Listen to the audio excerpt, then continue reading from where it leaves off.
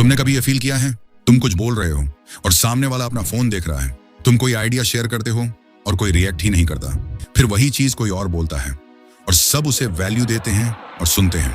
उस वक्त जो फीलिंग आती है कि मैं इनविजिबल हूं, कि मेरी बात की कोई अहमियत नहीं, कि लोग मुझे इग्नोर करते हैं, वो फीलिंग अंदर ही अंदर तुम्हें खाई जा रही है।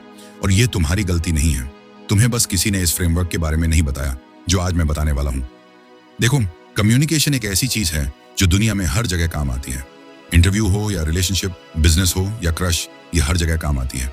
और अगर आज तुमने इसे नहीं सीखा तो कभी भी नहीं सीख पाओगे। इस फ्रेमवर्क के टोटल 4 स्टेप्स हैं। हर स्टेप कम्युनिकेशन के लिए इतना इंपॉर्टेंट है जितना जिंदा रहने के लिए ऑक्सीजन। तो किसी भी स्टेप को मिस करने की गलती मत करना, वरना उस दर्द के साथ पूरी जिंदगी गुजार दोगे। Step 1, point. जब भी तुम कुछ बोलते हो, तुम पहले बैकग्राउंड देते हो।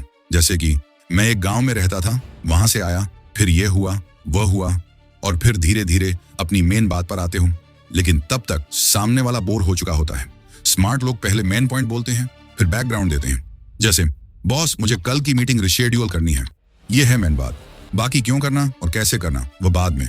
जब तुम पहले अपनी मेन बात करते हो तो ये सामने वाले को हुक करता है, जिससे मजबूरन उसे पूरी बात सुननी पड़ती है।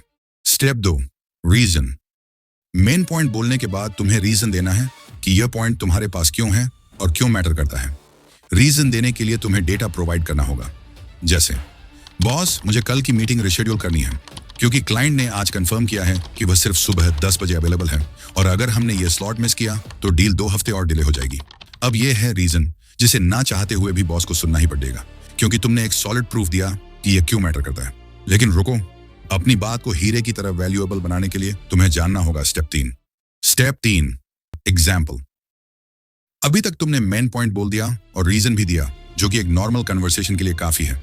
लेकिन अगर तुम्हें अपनी बात को हीरे जैसी वैल्यूएबल बनानी है तो तुम्हें देना होगा एग्जाम्पल। जैसे कि हमारे केस में, बॉस मुझे कल की मीटिंग रिशेड्यूल करनी है क्योंकि क्लाइंट ने आज कंफर्म किया है कि वह सिर्फ सुबह 10 बजे अवेलेबल है, और अगर हमने यह स्लॉट मिस किया तो डील 2 हफ्ते और डिले हो जाएगी।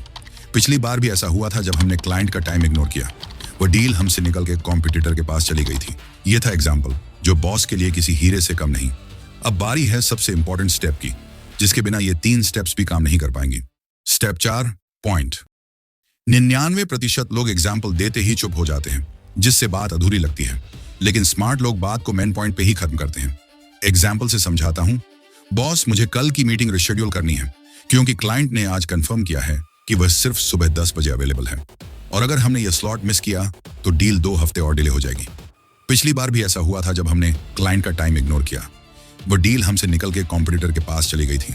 इसलिए कल की मीटिंग रिशेड्यूल करना जरूरी है ताकि ये डील कंफर्म हो सके। ये है मेन पॉइंट, जिसके बाद हमने रीजन दिया और फिर एग्जाम्पल, और लास्ट में हमने मेन पॉइंट को ही रिपीट किया, सिर्फ वर्ड्स को थोड़ा चेंज करके।